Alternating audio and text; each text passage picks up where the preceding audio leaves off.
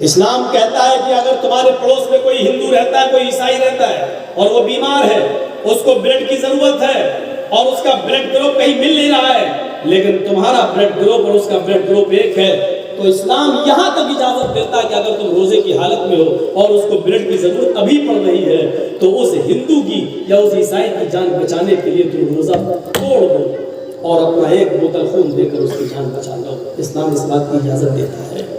تم اس ٹوٹے ہوئے روزے کی قضا بعد میں کر لینا، اسلام اس بات کی پرمیشن دیتا ہے، لیکن اسلام اس بات کی پرمیشن بالکل نہیں دیتا کہ آپ کسی ہندو بھائی کو اس کے تیوہار پر کہیں دیوالی مبارک، ہولی مبارک،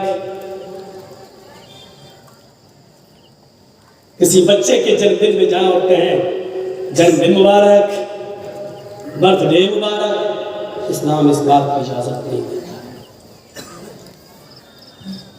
اسلام یہ کہتا ہے کہ ان کو ان کا تیوہار منانے دو، تم اپنا تیوہار مناؤ، ان کے تیوہاروں میں تم انٹرفیئر مت کرو، وہ تمہارے تیوہاروں میں انٹرفیئر نہ کریں، لیکن ان کے تیوہاروں میں جا کر ان کو مبارکباد دینا یہ جائز نہیں ہے۔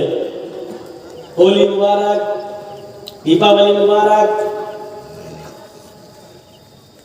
یہی چیز تو اللہ کے نبی صلی اللہ علیہ وسلم سے عرب کے کافروں نے کہی تھی، 6 مہینے آپ ہمارے معبود کی عبادت کر لیں، 6 مہینے ہم آپ کے معبود کی عبادت کر لیتے ہیں۔ اللہ کے نبی صلی اللہ علیہ وسلم نے فرمایا نہیں، یہ نہیں ہو سکتا ہے، انسانیت اپنی جگہ پر ہے، رحم و کرم اپنی جگہ پر ہے، لیکن یہ نہیں ہو سکتا ہے کہ ہم تمہارے خدا کی تمہاری عبادت کر لیں اور تم ہمارے۔ اللہ کے نبی نے تو ٹوک جواب دیا، لکم دینکم ولی دین، تمہارے لیے تمہارا دین، میرے لیے میرا دین، تمہارے لیے تمہارا راستہ، میرے لیے میرا راستہ، تمہارے لیے تمہارا طریقہ، میرے لیے میرا طریقہ۔ اللہ کے نبی نے فرمایا یصبح الرجل مؤمنا ویمسی کافرا، قیامت کی ایک نشانی یہ ہوگی کہ تم مسلمانوں کو دیکھو گے، صبح اٹھے گا تو مومن ہوگا، لیکن شام ہونے سے پہلے پہلے وہ کافر ہو جائے گا۔ یہ چناؤ ہے، بہار میں بھی چل رہے ہیں، آپ کے گھر میں ہوتے ہیں، آپ دیکھ لیجیے یہ منظر، ہمیں یاد ہے، بول رہے ہیں مسجد کا چندے کا معاملہ ہے، آپ لوگوں کی کانا پھوسید ہے، ہمیں انڈیکیٹ کر دیا۔ تو میرے بھائیو سنیے، یہ بہت قیمتی بات بتلا رہا ہوں میں۔ آدمی صبح مومن ہوگا، اللہ کے نبی نے فرمایا قیامت کی نشانی ہے، یصبح الرجل مؤمنا، صبح مومن ہوگا لیکن شام ہونے سے پہلے پہلے وہ کافر ہو جائے گا۔ ایسا کیسے؟ آپ دیکھو گے آدمی کو، ایک مسلمان کو، حی علی الصلاۃ، حی علی الفلاح کی آواز سنے گا، بستر سے اٹھے گا، الصلاۃ خیر من النوم، یہ آواز سنے گا، بستر سے اٹھے گا، وہ وضو بنائے گا، فجر کی نماز مسجد میں جماعت کے ساتھ پڑھنے کے لیے آئے گا، نماز پڑھنے کے بعد وہ قرآن کی تلاوت بھی کرے گا، صبح تک بیٹھ کر لمبی لمبی دعائیں بھی مانگے گا، سب کچھ کرے گا، فجر کے بعد قرآن کی تلاوت میں بھی لگے گا، دعا اذکار بھی کرے گا، ظہر بھی پڑھے گا، عصر بھی پڑھے گا، لیکن ایک پارٹی کا ٹکٹ ملا ہوا ہے اسے، وہ چناؤ بھی لڑ رہا ہے، اس کو ووٹ چاہیے، اس کی بستی میں کچھ غیر مسلم بھی رہتے ہیں، جب تک غیر مسلموں کی ووٹ نہیں ملیں گے وہ جانتا ہے کہ میں جیتوں گا نہیں، لیکن شام کا سورج ہون ڈوبنے سے پہلے پہلے وہ غیر مسلموں کا ووٹ پانے کے لیے ان کے مندر میں چلا جاتا ہے، ٹیکا لگا لیتا ہے، مورتی کے اوپر پھول اور مالا بھی چڑھا دیتا ہے، اس لیے کہ مجھے ان کے ووٹ مل جائیں، غیر مسلموں کا ووٹ مل گیا تو ہم جیت جائیں گے۔ جب اس نے سندور ماتھے پہ ٹیکا لگا لیا، اندر گھس کر مورتی کے اوپر ہار یا پھول یا مالا ڈال دیا، اللہ کے نبی کی یہ حدیث اپنا کام کر گئی، یصبح الرجل مؤمنا ویمسی کافرا، صبح اٹھے گا مومن ہوگا، شام کا سورج ڈوبنے سے پہلے پہلے وہ کافر ہو جائے گا۔ کافر ہونے کی وجہ بھی بتا دی، یبیع دینہ بعرض من الدنیا، وہ دنیا کے چند سکوں کے لیے اپنا دین بیچ دے گا، وہ دنیا کے چند سکوں کے لیے، دنیا کے چند ٹکڑوں میں وہ اپنے دین کی نیلامی کر دے گا، اپنے دین کو بیچ دے گا۔ یہ چیز ہے. مولوی جرجیس کیوں چناؤ نہیں لڑتا ہے؟ کیا جرجیس صاحب چناؤ لڑ نہیں سکتے؟ کیا مجھے پارٹیوں کی طرف سے آفر نہیں آتا ہے؟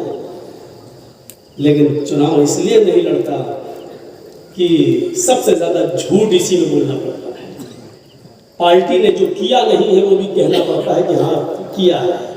اپنی پارٹی کی غلطیوں کو بھی پردہ ڈال کے سچ ثابت کرنا پڑتا ہے، اور ووٹ لینے کے لیے ٹیکا بھی لگانا پڑتا ہے، اور ہار پھول بھی ڈالنا پڑتا ہے، اور ہاتھ جوڑ کے کھڑا بھی ہونا پڑتا ہے.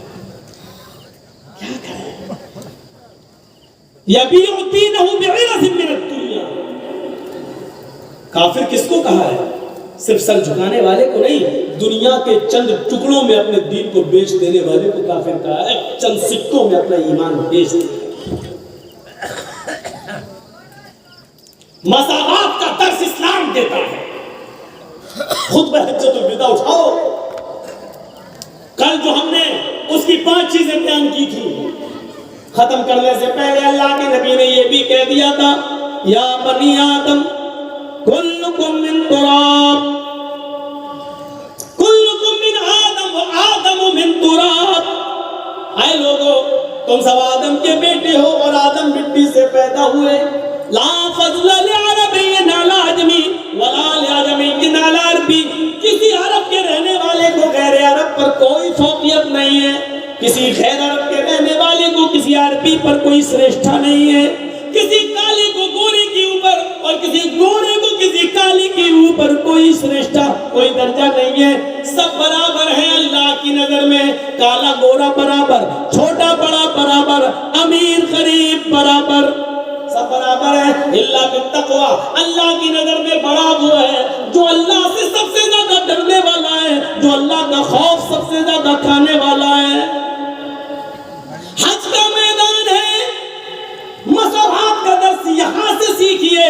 ہندو بھائیوں، تمہیں کل یہ پرسوں یہ تقریر تم تک بھی پہنچ جائے گی. تم بھی سیکھو اسلام کس میسج کو. حج کا میدان ہے، افریقہ کے کالے لوگ بھی موجود ہیں، مصر کے گورے لوگ بھی موجود ہیں، ہندوستان کے کالے اور گوروں کے بیچ میں میڈیم لوگ بھی موجود ہیں. 40-50 لاکھ کا مجمع ہے. امیر بھی ہیں، غریب بھی ہیں، کالے بھی ہیں، گورے بھی ہیں، چھگنے بھی ہیں، لمبے بھی ہیں، موٹے تازہ بھی ہیں، پتلے دبلے بھی ہیں. سب ایک ہی میدان میں جمع ہیں اور سبھی کی زبان سے جملے نکل رہے ہیں، لبیک لبیک اللہم لبیک. حاضر ہوں، حاضر ہوں، تیرے سامنے آیا ہوں. اپنے گناہوں کی پوڈری لاد کر، اپنے گناہوں کا بوجھ اپنے سر پر لاد کر تیرے دربار میں حاضر ہوا ہوں. اے اللہ، تیرے دربار میں آیا ہوں. ہر آدمی اپنے گناہوں کو پیش کر رہا ہے کہ اللہ تیرے دربار میں آیا ہوں. نہ امیر غریب کو بھگا سکتا ہے، نہ غریب امیر کو بھگا سکتا ہے. یہ انسانیت، یہ مساوات کا درس جو اسلام دیتا ہے، دنیا کی ساری قومیں حیران و پریشان ہیں. ہندو بھائیوں کے مندر میں چلے جاؤ، برہمنوں کے مندر میں شودر نہیں جا سکتا، شودر کے مندر میں برہمن نہیں جا سکتا. برہمن پوجا کرے گا تو شودر نہیں جا سکتا، شودر برہمن کی تھالی میں نہیں کھا سکتا. میرے بھائیوں، یہ الگ الگ چیزیں ہیں، لیکن اسلام کے نظریے پر غور کرو، اسلامی شکشا پر غور کرو. اذان کی آواز آتی ہے، حی علی الصلاۃ. معظم پور کے اندر، نارائن پور کے اندر ایک ٹوٹو چلانے والا آدمی بیچارہ، اس نے اذان کی آواز سنی ہے، 100-200 روپے کماتا ہے. اس نے اذان کی آواز سنی ہے، وہ جلدی سے وضو بناتا اور مسجد میں چلا جاتا ہے. اسی نارائن پور کی سرزمین پر مولانا جرجیس بھی پروگرام کرنے کے لیے آئے ہیں. جرجیس صاحب کو اپنے کمرے سے وضو بنا کر مسجد میں جانے میں دیر ہو گئی، آگے کی صف بھر گئی ہے. ٹوٹو چلانے والا بالکل بیچ میں پہلی صف میں بیٹھا ہوا ہے. مولوی جرجیس بعد میں آتا ہے. اسلام کی نظر میں مولوی جرجیس کو اتنا پاور نہیں ہے کہ آگے صف میں بیٹھے ہوئے ٹوٹو چلانے والے کو انگلی کی اشارہ کر کے مسجد سے باہر نکال دے، یا پیچھے کی صف میں کھڑا کر دے اور خود آگے کی صف میں لگ جائے. یہ پاور بیٹی جرجیس کو دے سکتی ہے، کوئی کسی کو نہیں دے سکتا ہے۔ حیا علی الصلاح کی آواز سنی، سعودیہ کی سرزمین ہے، مکہ ہے، خانہ کعبہ ہے، ہندوستان کا ایک غریب آدمی عمرہ کرنے جاتا ہے، پہلی صف میں بیٹھا ہوا ہے، امام حرم کے پیچھے نماز پڑھنا چاہتا ہے، پہلی صف کے اندر ہے، سعودیہ کا بادشاہ بھی نماز پڑھنے آ رہا ہے، اس کو پیچھے جگہ ملتی ہے۔ اللہ کی قسم سعودیہ کے بادشاہ کو بھی یہ پاور نہیں ہے کہ اگلی صف میں بیٹھے ہوئے انڈیا کے اس غریب آدمی کو پیچھے صف میں کر دے، نہیں، تو بعد میں آئے ہو، بعد میں بیٹھو، پیچھے بیٹھو۔ یہ الگ بات ہے کہ آگے صف کا کوئی آدمی اٹھے اور مولوی جرجیس کی عزت کرتا ہوا کہتے صاحب آپ آگے آ جائیے، وہ اپنی جگہ پر خود کر دے، وہ ایک الگ مسئلہ ہے، لیکن جرجیس صاحب کو ہٹانے کی طاقت نہیں ہے۔ سعودیہ کا بادشاہ بھی کسی کو بھگا نہیں سکتا، اگلی صف کے کسی غریب آدمی، رکشہ چلانے والے اور ٹیکسی ڈرائیور کو بھی سعودیہ کا بادشاہ اگلی صف سے ہٹا نہیں سکتا ہے۔ یہ پاور اس کو کس نے دیا ہے؟ اس غریب انسان کو یہ دیا ہے اسلام نے۔ یہ کس نے دیا ہے؟ یہ دیا ہے جناب محمد رسول اللہ نے۔ یہ کس نے دیا ہے؟ یہ دیا ہے قرآن کی تعلیم نے۔ یہ ہے مساوات، یہ ہے اسلام۔ اس لیے دنیا کے ہر آدمی کو اسے قبول کرنا چاہیے، کیونکہ اس کو یہ سب کے لیے ہمیں ان چیزوں پر غور کرنا چاہیے۔ جب مسجد سے کوئی ہمیں نہیں ہٹا سکتا، طاقت نہیں ہے کسی کے اندر، پاور ہی نہیں ہے کسی کو حاصل، یہ مساوات کا درس کون دے رہا ہے؟ اسلام دے رہا ہے۔ میرے بھائیوں 12:08 ہو رہے ہیں، تقریر ابھی ہماری ختم نہیں ہوئی ہے۔ میں کچھ لوگوں کو چادر لے کر آپ کے درمیان بھیج رہا ہوں۔ اس مسجد کی تعمیر ہونا ہے، کام باقی ہے۔ آپ لوگوں سے گزارش ہے کہ آپ لوگ مسجد کے نام پر زیادہ سے زیادہ کام کریں۔ میں نے کٹیہار کے ایک جلسے میں کہا تھا کہ اللہ کی راہ میں جو چیز جتنی زیادہ خرچ ہوتی ہے بڑھتی ہے۔ ایک کتیا کو دیکھو کتنے بچے پیدا کرتی ہے، 10 12 6 8، لیکن کتنے دکھائی دیتے ہیں؟ 2 ادھر 5 ادھر 6 ادھر، سڑک پہ کوئی ٹرک کے نیچے مر گیا جبکہ وہ کاٹے نہیں جاتے۔ اور کتنا دیتی ہے کتیا؟ 6 8 10۔ اور ایک بکری کو دیکھ لو کتنے بچے دیتی؟ 2، مشکل سے 3، ویسے 3 بہت کم دیتی، 1 2 1 زیادہ ہے۔ اس سال آپ اللہ کے نام پر قربانی کریے، 1 کروڑ بکرا قربانی ہوا، دوسرے سال اللہ تعالیٰ نے 1 کروڑ سے زیادہ پھر پیدا کر دیا۔ روزانہ کتنا اللہ کی راہ میں صدقہ و خیرات ہو رہا ہے، اور قربانی کے موسم میں کتنی کٹ جاتی ہے، اللہ کی راہ میں صدقہ و خیرات ہو جاتی ہے، اللہ دوسرے سال پھر بڑھا دیتا ہے۔ یہ اس بات کی علامت ہے اللہ کی راہ میں جو چیز جتنی زیادہ خرچ ہوتی ہے وہ اتنی بڑھتی ہے۔ اس پر آپ بھروسہ کرتے ہوئے آپ زیادہ سے زیادہ تعاون کریے، بھیجیے کچھ لوگوں کو کپڑا لے کر۔ اب آئیے آپ ادھر، میں نے اپنا کام کر دیا ہے، اب آپ سنیے۔ اسلامی مساوات کو آپ دیکھ رہے ہیں، میں نے اتنی بہترین یہ مثال دی ہے کہ مسجد سے کوئی کسی کو نہیں بتا سکتا۔ اچھا، اسلامی کچھ قوانین ایسے ہیں جو ہماری سمجھ میں نہیں آتے۔ آئیے اب یہاں سے آپ کو کچھ چیزیں نئی معلوم ہوں۔ اب جب تک بیٹھیے گا 15 منٹ 20 منٹ آدھا گھنٹہ جتنا بھی میں آپ کا ٹائم لے لوں، یہاں سے میں ٹرن کر رہا ہوں جو آپ کے لیے یہ نئی چیزیں ہوں گی، ذرا سنیے گا۔ بہت سے کام ایسے ہیں کہ آپ کہتے ہیں کہ ارے یار اس میں کیا فائدہ ہے، یقیناً ہمیں اس کو سمجھ میں نہیں آتا ہے، لیکن پھر بھی ہمیں ماننا ہے۔ مثلاً وضو بناتے ہیں جب ہم تو ناک میں پانی ڈالتے ہیں، دیکھا جائے تو اس کا کیا فائدہ ہے؟ ناک میں پانی ڈالنے کی کیا کچھ ہے؟ یہ سر کا مسا کرتے ہوئے اس کا کیا فائدہ بتائیے تو آپ؟ سر دھو تو نہیں رہے ہیں، مٹی لگی ہے گندگی لگی تو دھو تو نہیں رہے، ایسے کر رہے ہیں ہم لوگ، کیا کچھ ہے؟ ہماری سمجھ میں نہیں آتا۔ یہ کان کی انگلی ڈال کے ایسے کر رہے ہیں، کیا ہے یہ؟ ہماری سمجھ میں نہیں آتا۔ موزوں پر مسح کیا جاتا ہے، موزوں پر مسح، یہ پیر ہے، آپ وضو بنائیں گے تو کیسے کریں گے؟ 5 انگلی تر کر کے کیسے کریں گے؟ یہ جبکہ عقل یہ کہتی ہے کہ ہم زمین پر چلتے ہیں تو مٹی یا گندگی نیچے لگتی ہے یہاں، تو قاعدے سے اگر ہاتھ پھیرنا ہی ہے تو نیچے پھیرنا چاہیے ایسے، لیکن نیچے پھیرنے کا حکم نہیں دیا اللہ کے رسول نے، کہاں دیا؟ کیوں دیا؟ گندگی تو نیچے لگ رہی ہے، بظاہر ہماری سمجھ میں نہیں آتا۔ ایک مرد کو پرمیشن ہے کہ وہ 4 بیوی رکھ سکتا ہے، شادی کر سکتا ہے، بشرط یہ کہ عدل کر سکے، انصاف کر سکے چاروں کے ساتھ تو، لیکن ایک عورت کو اجازت نہیں ہے۔ ہم اپنی عقلی طور پر اس کی کتنی بھی تعبیریں کر لیں کہ یہ وجہ، لیکن عقل اس کو تسلیم نہیں کر رہی ہے کہ ایک مرد 4 رکھ سکتا ہے، 4 ایک عورت کیوں نہیں؟ لیکن پھر بھی ہمیں اسلام کے احکام کو فالو کرنا ہے۔ ہماری عقل اتنی بڑی نہیں ہے کہ ہم اللہ اور اس کے رسول کی تعلیمات کو پوری طریقے سے سمجھ سکیں۔ کل جب معراج کا ذکر کیا جاتا تھا تو کیا کوئی سمجھتا تھا؟ اللہ کے رسول رات ہوئے، بیت المقدس بھی ہوئے آئے ہیں، جنت جہنم بھی دیکھا ہے۔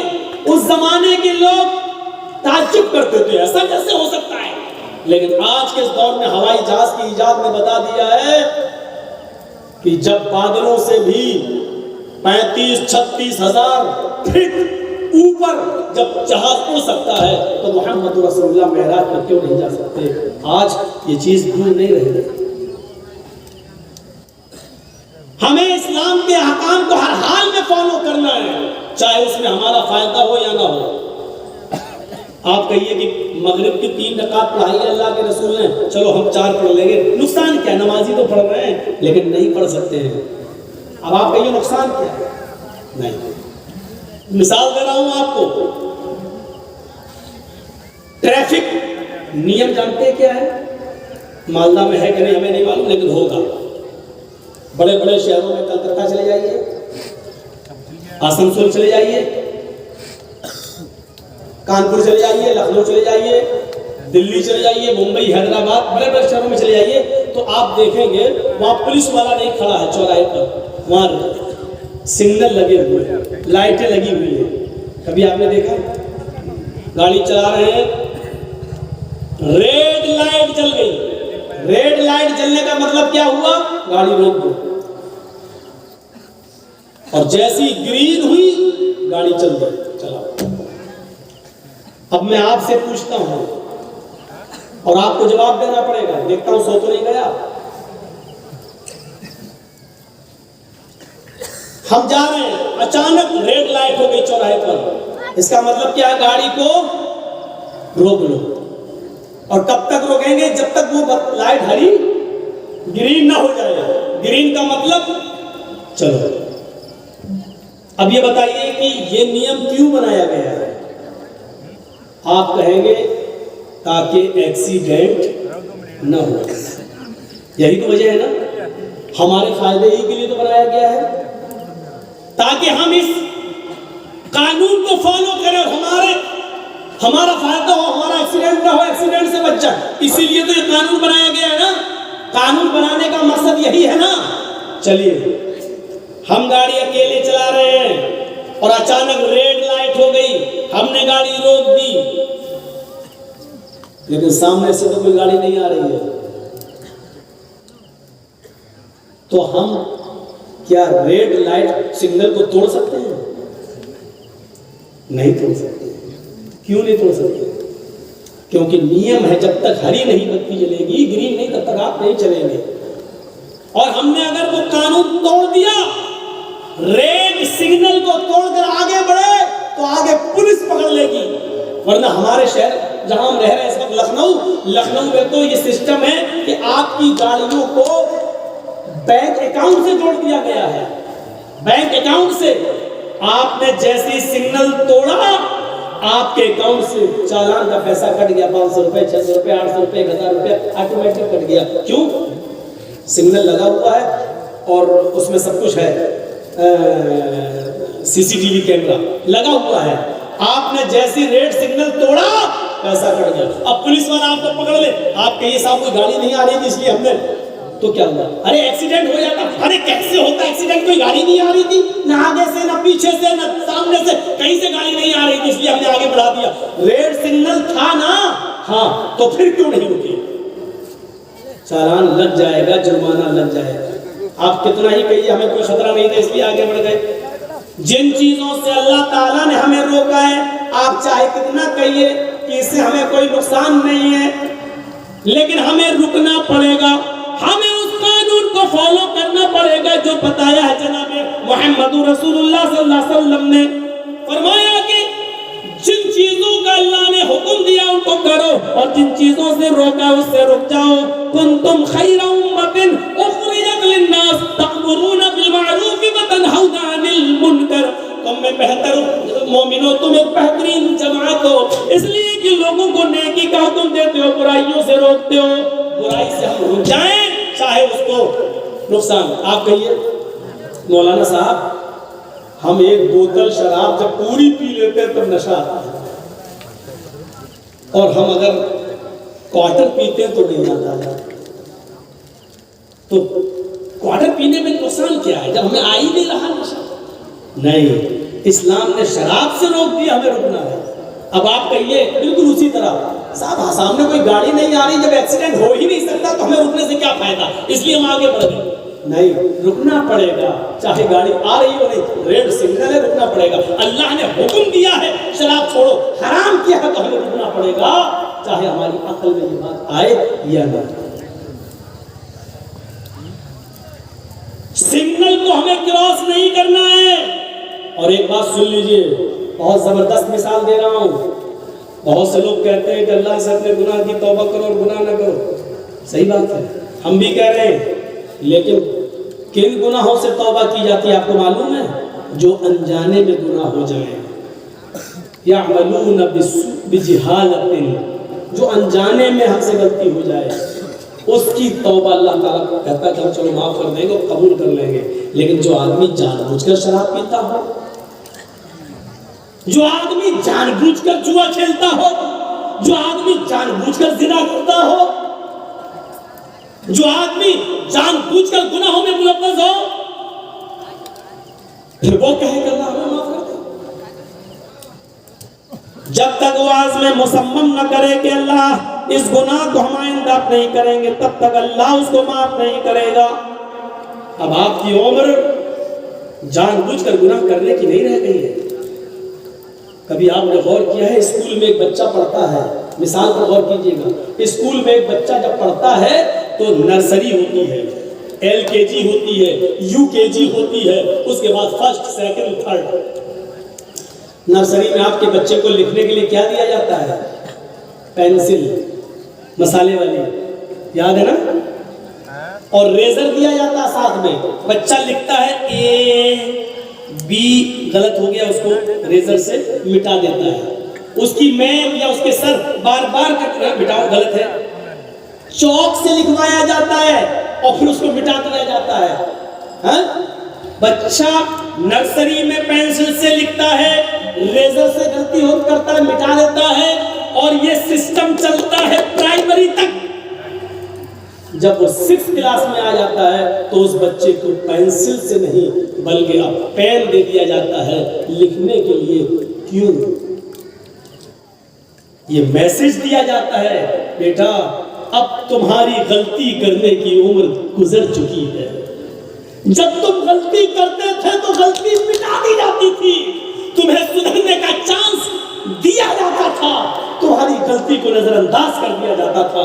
अब तुम्हारे हाथ में पेन दे दिया गया है, अब गलती करोगे और गलत लिखोगे तो ये रेजर से मिटेगी नहीं।